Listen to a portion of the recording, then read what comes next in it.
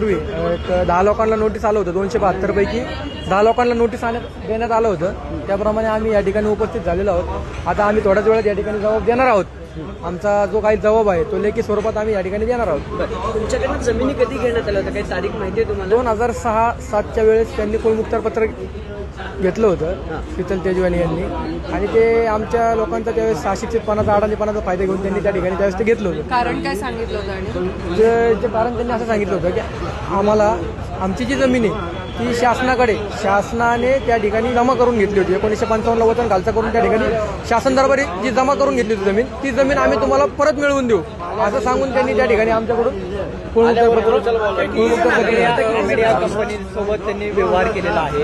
या सगळ्या संदर्भात तुम्हाला नेमकी कधी कल्पना मिळाली आणि तुमचा आरोप आता मीडिया कंपनीवरती 8 ते 15 दिवसापूर्वी आम्हाला कल्पना मिळाली. त्यानंतर मग आंदोलन वगैरे आम्ही सुरुवात केली.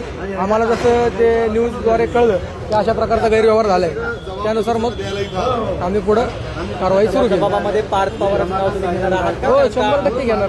काय आहे दबावामध्ये पार्थ पवारांची काय भूमिका आहे? आम्ही ते आल्यावर सांगूच तुम्हाला. आता आम्ही त्या ठिकाणी जबाब द्यायला चाललो आहोत. आता आल्यानंतर आम्ही तुम्हाला सांगू काय होईल काय नाही. धन्यवाद.